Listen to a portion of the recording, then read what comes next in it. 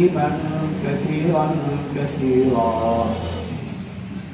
أما بعد فأعوذ بالله من الشيطان الرجيم. بسم الله الرحمن الرحيم. يا أيها الذين آمنوا كتب عليكم الصيام كما كتب على الذين من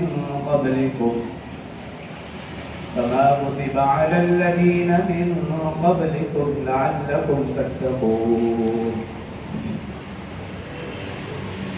صدق الله العظيم وصدق رسوله النبي الكريم، ونحن على ذلك لمن الشاهدين والشاكرين والحمد لله رب العالمين. تمام احباب، ایک مرتبہ آواز بلند درود پاک پڑھیں. اللهم صل على محمد وعلى آل محمد كما صليت على إبراهيم وعلى آل إبراهيم إنك حميد مجيد. اللهم بارك على محمد وعلى آل محمد كما باركت على إبراهيم وعلى آل إبراهيم إنك حميد مجيد.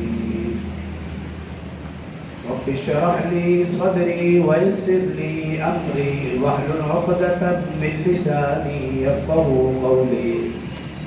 رب زدني علما رب زدني علما رب زدني علما.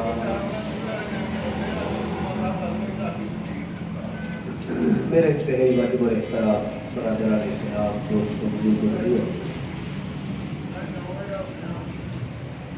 رمضان مبارک کا خیر و برکت والا، بخشش اور مغفرت والا مہینہ ہے. اس مہینے کا اکثر حصہ گزر چکا ہے. مہمان مہینے کے چند دن باقی ہیں. اللہ تعالی ہم سب کو بقیہ دنوں کی صحیح معنوں میں قدر کرنے کی توفیق عطا فرمائے. جو آپ کے سامنے آیت مبارکہ تلاوت کی ہے، اس آیت میں اللہ پاک نے 4 نکات بیان فرمائے، یا یوں سمجھیے اس آیت کے 4 حصے. پہلا حصے میں ایمان والوں کو خطاب،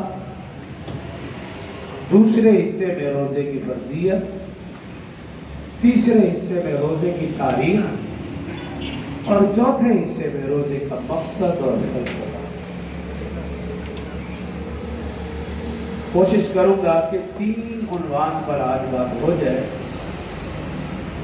چوتھا انشاءاللہ پھر اگلے دن میں روزے کا مقصد، روزے کا فلسفہ کیا ہے. پہلی بات، یا ایھا الذین آمنوا، یہ اس امت کو اللہ نے اعزاز بخشا کہ جب بھی اس امت کو اللہ نے مخاطب فرمایا، اس لفظ سے مخاطب فرمایا، یا ایھا الذین آمنوا. اس سے پہلے جتنی بھی امتیں تھیں ان کو یہ لفظ اللہ نے نہیں دیا. یہ لفظ اس امت کے ساتھ خاص ہے. اور ایک حدیث مبارکہ کا مفہوم ہے، اس لفظ میں اللہ نے 70 نو کی محبت سے زیادہ محبت رکھی ہے. جب اللہ فرماتے ہیں نا یا ایھا الذین آمنوا، اے ایمان والو، یہ انتہائی پیار بھرا، محبتانہ اور مشفقانہ انداز ہے. گویا 70 نو کی محبت میں اتنی محبت نہیں ہے جتنی کہ اس لفظ میں اللہ نے محبت رکھی. اس لیے آپ دیکھیں گے قرآن میں جب بھی اللہ نے حکم دیا کسی بھی چیز کے متعلق، نماز ہے تو فرمایا یا ایھا الذین آمنوا اذا قمتم الی الصلاۃ. آواز تھوڑی سی میری آواز بیٹھی ہے ذرا اس کے بعد. نماز کی باری ہے تو فرمایا یا ایھا الذین آمنوا اذا قمتم الی الصلاۃ. نماز کے متعلق بھی اللہ نے فرمایا اے ایمان والوں، کہ نماز کا حکم ایمان والوں سے ہے. زکات کی باری آئی تو فرمایا یا ایھا الذین آمنوا کلوا من طیبات ما رزقناکم. روزے کی باری آئی تب بھی فرمایا یا ایھا الذین آمنوا کتب علیکم الصیام. جمعے کی باری آئی تب بھی فرمایا یا ایھا الذین آمنوا اذا نودی للصلاۃ فی یوم الجمعہ. جب درود پاک کی باری آئی تب بھی فرمایا یا ایھا الذین آمنوا صلوا علیہ وسلموا تسلیما. امانت میں خیانت کرنے سے روکا گیا تب بھی فرمایا یا ایھا الذین آمنوا لا تخونوا اللہ والرسول. تھوڑی سی تو غرض ہے کہ آپ قرآن میں دیکھیں گے اللہ نے جب بھی کسی چیز کا حکم دیا تو فرمایا یا ایھا الذین آمنوا. اس کا مطلب یہ ہے میرے اور آپ کے لیے اگر کوئی قابل فخر چیز ہے تو وہ ایمان ہو. ایمان کے علاوہ کوئی اور چیز قابل فخر نہیں ہونی چاہیے. یہ کنبہ قبیلہ برادری اِنَّا جَعَلْنَاكُمْ شُعُوبًا وَقَبَائِلَ لِتَعَارَفُوا کہ اللہ پاک نے یہ کنبہ قبیلہ برادری صرف اور صرف پہچان کے لیے بنائے. اصل جو قابل فخر چیز ہے وہ ایمان ہے. اور یہ ایمان ملے گا در مصطفیٰ صلی اللہ علیہ وآلہ وسلم سے. کسی اور در سے ایمان مل ہی نہیں سکتا. بلکہ دنیا اور آخرت کی ساری بھلائیاں اگر ہمیں ملے گی تو رسول اللہ صلی اللہ علیہ وسلم کے در سے. صرف دنیا اور آخرت نہیں، میرا دعویٰ ہے آخرت میں بھی اگر ایمان والے کے کوئی چیز کام آئے گی وہ بھی رسول اللہ صلی اللہ علیہ وسلم کی نظر کرم اور شفقت ہو. صرف یہی نہیں، ایمان والوں نہیں بلکہ آدم سے لے کر عیسیٰ تک تمام انبیاء کرام علیہ السلام جب نفسہ نفسی کا عالم ہوگا. صحیح ستہ میں یہ حدیث مبارکہ موجود ہے. نفسہ نفسی کا عالم ہوگا. تمام انبیاء اللہ کے پاس نہیں رسول اللہ صلی اللہ علیہ وسلم کی خدمت اقدس میں حاضر ہوں گے اور رسول اللہ صلی اللہ علیہ وسلم سے درخواست کریں گے. آپ اللہ سے درخواست کریں کہ وہ حساب کتاب شروع فرمائیں. رسول اللہ صلی اللہ علیہ وسلم سجدے میں اللہ پاک سے التجا فرمائیں گے. اللہ پاک فرمائیں گے وَلَسَوْفَ يُعْطِيكَ رَبُّكَ فَتَرْضَىٰ. اے میرے محبوب آج مانگ کیا تو مانگتا ہے، جو مانگے گا اے میرے محبوب آج تجھے راضی کیا جائے. تو قیامت کے دن بھی اگر امت کے کچھ کام آئے گی تو وہ رسول اللہ صلی اللہ علیہ وسلم کی شفاعت، رسول اللہ صلی اللہ علیہ وسلم کی نظر کرم. تو ایمان ملے گا در مصطفیٰ صلی اللہ علیہ وسلم سے. حضرت عائشہ صدیقہ رضی اللہ عنہا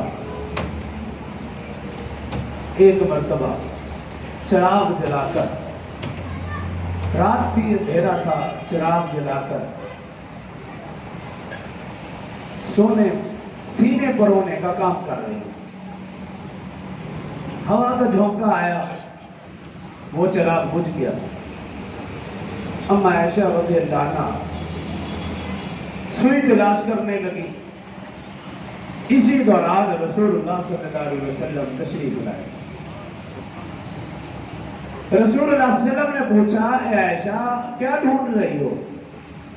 اما عائشہ صدیقہ رضی اللہ عنہا کل درس میں نے اما عائشہ رضی اللہ عنہ کے فضائل بیان فرمائے تھے کہ 17 رمضان المبارک سن 7 ہجری اما عائشہ رضی اللہ عنہ کا یوم وفات. اور قرآن پاک میں سورہ نور میں اللہ نے ان کی پاک دامنی بیان فرمائی. آپ حیران ہوں گے اس سے پہلے انبیاء کرام کے اوپر بھی تہمت لگی، انبیاء کرام کی والدہ کے اوپر بھی تہمت لگی، لیکن اللہ نے ان کی پاک دامنی کے لیے، کسی کی پاک دامنی کے لیے بچے کا انتخاب کیا.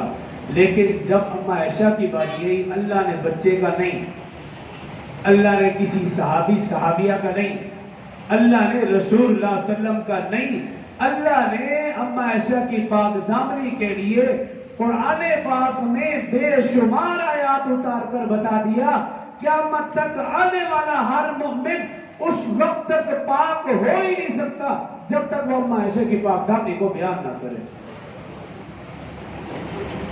تو اما عائشہ رضی اللہ عنہا نے عرض کی یا رسول اللہ صلی اللہ علیہ وسلم میں گم شدہ سوئی تلاش کر رہی ہوں.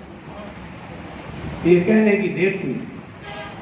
رسول اللہ صلی اللہ علیہ وسلم مسکرا دیے. آپ کے دندان مبارک سے ایسا نور پھوٹا, ایسی روشنی نکلی کہ اس روشنی سے سارا کمرہ منور معطر اور روشن ہو گیا. اما عائشہ کو بآسانی وہ گم شدہ سوئی مل گئی. آپ کے مسکرانے سے ایسی روشنی نکلی, گم شدہ سوئی ملی. اما عائشہ صدیقہ رضی اللہ عنہا نے عرض کیا رسول اللہ صلی اللہ علیہ وسلم آج آپ کا چہرہ اتنا چمکتا دمکتا کہ اندھیرے میں گم شدہ سوئی مل گئی. رسول اللہ صلی اللہ علیہ وسلم نے فرمایا اے عائشہ الویل مالویل ثم الویل لمن لم یرنی یوم القیامہ. اے عائشہ جس چہرے کو آج تو چمکتا دمکتا دیکھ رہی ہے, کل قیامت کو کئی لوگ اس چہرے کی روشنی سے وہ جنت کا راستہ بھی ڈھونڈ لیں گے. لیکن فرمایا اے عائشہ بدبختی, بد نصیبی اور ہلاکت ہے اس شخص کے لیے جو قیامت کے دن اس چہرے کی روشنی اور دیدار سے محروم رہے گا. اب عائشہ نے عرض کی رسول اللہ صلی اللہ علیہ وسلم وہ کون بدبخت اور بد نصیب ہے جو اس روشن چہرے کی روشنی سے محروم رہ جائے؟ آپ نے فرمایا پہلا تو وہ شخص جو بخیل ہے. اب عائشہ نے عرض کیا رسول اللہ صلی اللہ علیہ وسلم بخیل کون؟ فرمایا اس کائنات کا سب سے بڑا بخیل شخص وہ ہے جس کے سامنے مجھ محمد صلی اللہ علیہ وسلم کا نام اسم گرامی لیا جائے اور اس کی زبان پر درود و سلام جاری نہ ہو. اس لیے اپنی زندگی کا یہ حصہ بنا لیں, جب بھی مدنی کریم صلی اللہ علیہ وسلم کا نام آئے ہماری زبان ہی لے, ہماری زبان سے یہ لفظ جاری ہو صلی اللہ علیہ وآلہ وسلم. اور فرمایا دوسرا بدبخت اور بد نصیب وہ جو میری سنتوں کا انکار کرے گا. اما عائشہ رضی اللہ عنہا عرض کیا رسول اللہ صلی اللہ علیہ وسلم کون ہو سکتا ہے جو آپ کی سنتوں سے انکار کرے؟ فرمایا جو میری سنتوں پر عمل نہیں کرتا گویا وہ انکار کر رہا ہے. قیامت والے دن وہ میری شفاعت سے اس چہرے کی روشنی اور دیدار سے بھی محروم رہے گا. تو ہم اپنی زندگیوں میں دیکھیں رسول اللہ صلی اللہ علیہ وسلم کی کتنی سنتیں ہماری زندگیوں میں ہیں, ہمارے گھروں میں کتنی سنتیں ہیں. اگر میں اور آپ کسی سنت پر عمل پیرا نہیں ہے تو حقیقت میں ہم منکر ہیں, اور منکر کا رسول اللہ صلی اللہ علیہ وسلم نے بتا دیا وہ رسول اللہ صلی اللہ علیہ وسلم کی شفاعت سے محروم رہے گا. تو ایمان ملے گا در مصطفیٰ صلی اللہ علیہ وآلہ وسلم سے. اس آیت میں جو روزے کے متعلق ہے پہلی چیز ہے ایمان والا عقیدہ, اور دوسری چیز روزے کی فرضیت. کتب علیکم الصیام کہ تم پر روزے فرض ہے. مالک کا کام ہے حکم دینا, نوکر اور ملازم کا کام ہے حکم ماننا. اگر نوکر یا ملازم اپنے مالک کا حکم نہیں مانتا ایک دفعہ دو دفعہ تین دفعہ, آخر ایک نہ ایک دن وہ نوکر وہ ملازم اپنی نوکری اپنی ملازمت سے ہاتھ دھو بیٹھے. اگر غلام ہے تو وہ سزا پائے گا. وہ مالک الملک سارا سال جس نے ہمیں روزی دی وہ حکم الحاکمین پورا سال ہمیں کھلایا پلایا مشروبات پلائے مرضی سے ہم نے کھایا. ایک مہینہ اس کا حکم یہ ہے کہ تم نے صبح سے شام تک کھانے پینے سے رکنا ہے. تو ایک نوکر کو ایک ملازم کو ایک غلام کو ایک بندے کو اپنے مالک الملک اور حاکم الحاکمین اور بادشاہوں کے بادشاہ کے حکم کی تعمیل میں عذر نہیں کرنا چاہیے. ایک مہینہ,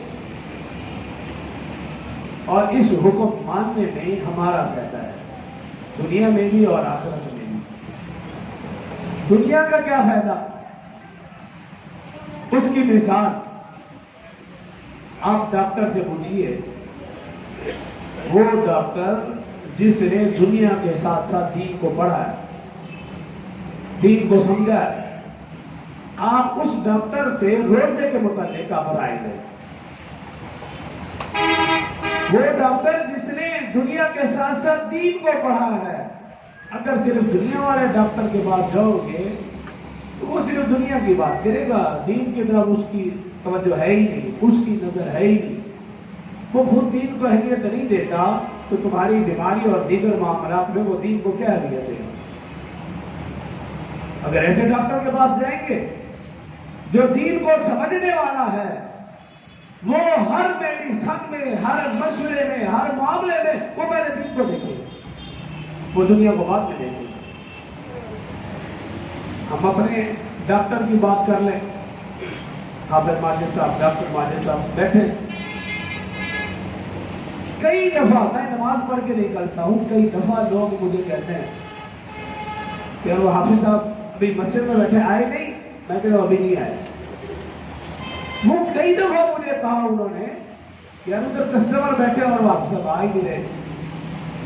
میں کہتا ہوں تمہیں کیا معلوم ان کا رابطہ کن کے ساتھ؟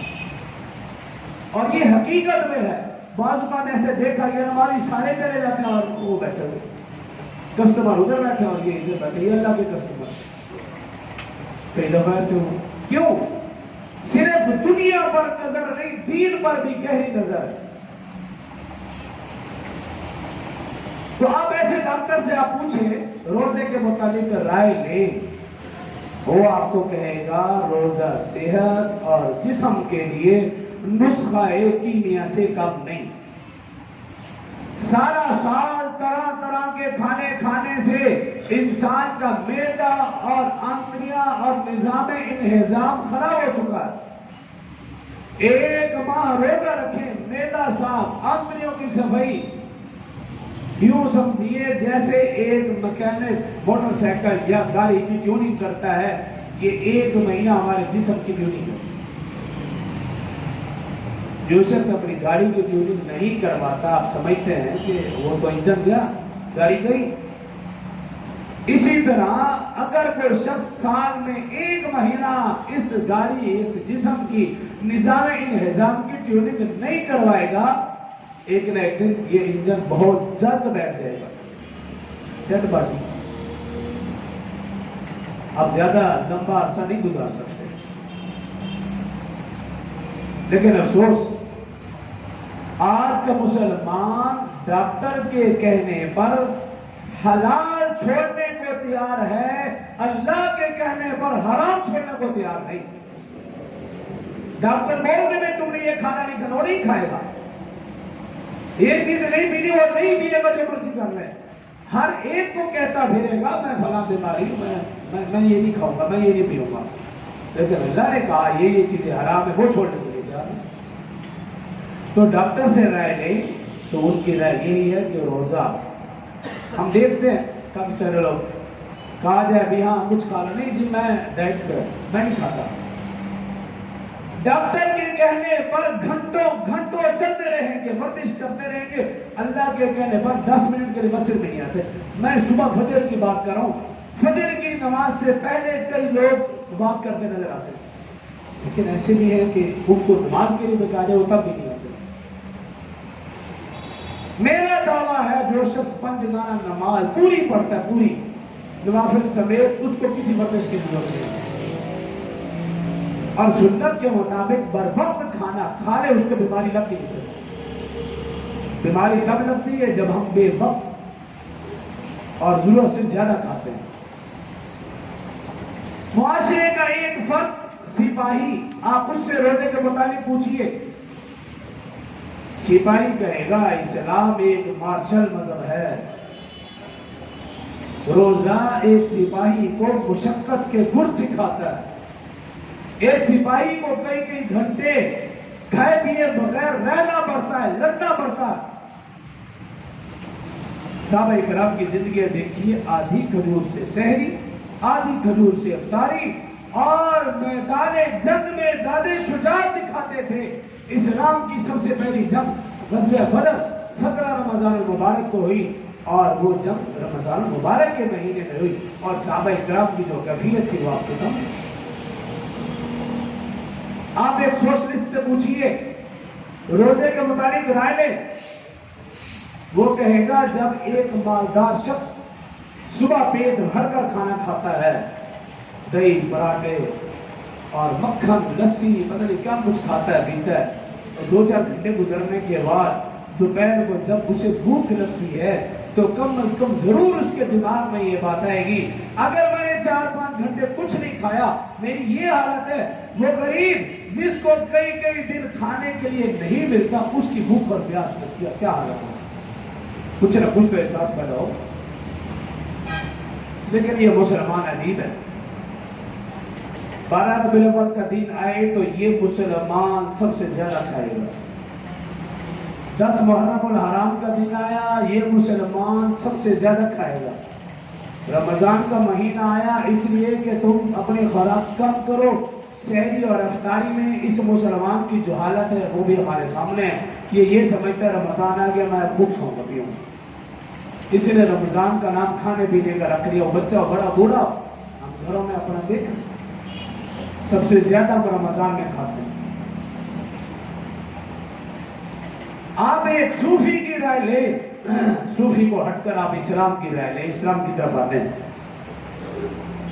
اسلام کا یہ کہنا ہے اللہ نے کم و بیش 18,000 مخلوقات پیدا فرمائی ہیں، ان میں سے 3 بڑی مخلوقات ہیں، فرشتہ، حیوان، بیچ میں انسان۔ فرشتے نور کے بنے اور ان کے اندر روحانیت اور روح کی غذا عبادت، اور اس کے مدد مقابل حیوان کے پاس جسم اور جسم کی غذا کھانا بھی، ان دونوں کے بیچ میں حضرت انسان ہے، انسان کے اندر روح بھی اور جسم بھی، اور اگر وہ صرف روح کو غذا دے فرشتوں سے اعلیٰ، صرف جسم کو غذا دے جانوروں سے بدتر۔ لیکن اسلام کہتا ہے صرف روح کو بھی غذا نہیں دینی، صرف جسم کو بھی غذا نہیں دینی، بلکہ اعتدال والا مذہب اختیار کرنا ہے، اور وہ ہے اسلام کا مذہب۔ اسلام رہبانیت کا درس نہیں دیتا کہ انسان صرف روح کو غذا دے، گھر بار بیوی بچے سب کو چھوڑ چھاڑ کر جنگل میں چلا جائے اور رہبانیت اختیار کر لے، اس کی اجازت اسلام نہیں دیتا۔ حدیث مبارکہ میں ہے لا رہبانیت فی الاسلام، اسلام میں رہبانیت نہیں ہے، اور اسلام اس چیز کی بھی اجازت نہیں دیتا انسان سب کو چھوڑ چھاڑ کر صرف اور صرف جسم کو غذا دے، کھاتا پیتا رہے، جانوروں والی زندگی اختیار کر لے، اس چیز کی بھی اجازت نہیں دیتا۔ جو شخص صرف اپنے جسم کی پرواہ کرتا ہے، قرآن پاک میں اولئک کالانعام بل ہم اضل، یہ کائنات کا سب سے بدترین جانور ہے، اس نے صرف اپنے جسم کی پرورش۔ تو اسلام حکم دیتا ہے اعتدال کا، رہبانیت بھی اختیار نہیں کرنی، حیوانیت بھی اختیار نہیں کرنی، اعتدال، اور اعتدال کے متعلق رسول اللہ صلی اللہ علیہ وسلم کی زندگی کا ایک واقعہ اور حدیث۔ رسول اللہ صلی اللہ علیہ وسلم اپنے حجرے میں تشریف فرما، اور حجرے سے مراد جو رسول اللہ صلی اللہ علیہ وسلم کا روضہ ہے، یہی رسول اللہ صلی اللہ علیہ وسلم کا حجرہ تھا، اور یہی اما عائشہ رضی اللہ عنہا کا بھی حجرہ تھا۔ رسول اللہ صلی اللہ علیہ وسلم نے اما عائشہ رضی اللہ عنہا کو یہ اعزاز بخشا، قیامت تک رسول اللہ صلی اللہ علیہ وسلم اما عائشہ رضی اللہ عنہ کے گھر میں ہی آرام فرما، یہ آپ کا اعزاز۔ آپ حجرے میں تشریف فرما، اور حجرے کے متصل جس کو ہم آج ریاض الجنہ کہتے ہیں، یہ مسجد نبوی تھی۔ مسجد نبوی میں 3 نو مسلم مسجد نبوی میں، تینوں میں سے ایک کہنے لگا یا اللہ تو نے مجھے ایمان کی دولت سے مالا مال فرمایا، تیرا شکر ہے، اور کہنے لگا کہ میں بطور شکرانہ کے فیصلہ کر چکا ہوں کہ میں ساری زندگی بقیہ زندگی شادی نہیں کروں گا، اللہ کی عبادت میں لگا رہوں گا۔ اور دوسرا نو مسلم کہنے لگا کہ اللہ نے مجھے بھی ایمان کی دولت سے مالا مال فرمایا ہے، میں بطور شکرانہ کے فیصلہ کر چکا ہوں کہ میں ساری زندگی روزے رکھوں گا، کبھی بھی ناغہ نہیں کروں گا۔ تیسرا نو مسلم کہنے لگا اللہ نے مجھے بھی ایمان کی دولت سے مالا مال فرمایا ہے، بطور شکرانہ کے میں فیصلہ کر چکا ہوں ساری زندگی میں سوؤں گا نہیں، جاگ کر دن ہو یا رات اللہ کی عبادت میں لگا رہوں گا۔ رسول اللہ صلی اللہ علیہ وسلم نے یہ باتیں ارشاد فرمائی، اپنے حجرے سے تشریف لائے اس حالت میں کہ رسول اللہ صلی اللہ علیہ وسلم کا رنگ سرخ اور زرد ہو چکا تھا، غصے کی وجہ سے آپ کی پیشانی کی رگ پھڑک رہی تھی۔ رسول اللہ صلی اللہ علیہ وسلم تشریف لائے اور انہیں دیکھ کر کہا ایکم مثلی، تم میں سے کون میری مثل ہے؟ اور پھر فرمایا سنو میں اللہ کا نبی ہوں، میں عبادت بھی کرتا ہوں، میں سوتا بھی ہوں، میں جاگتا بھی ہوں۔ اور فرمایا میرے گھر میں عائشہ بھی ہے، میرے گھر میں حفصہ بھی ہے۔ اور پھر فرمایا کہ صحیح معنوں میں انسان وہ ہے جو حقوق اللہ کی بھی ادائیگی کرے اور حقوق العباد کی بھی ادائیگی کرے۔ یہ اسلام ہے اور اعتدال کا مذہب ہے۔ اسلام میں رحمانیت بھی نہیں اور اسلام میں حوانیت بھی نہیں۔ جو کہا سنا اللہ مجھے اور آپ کو عمل کی توفیق دے۔ واقعی اللہ الحمدللہ رب العالمین۔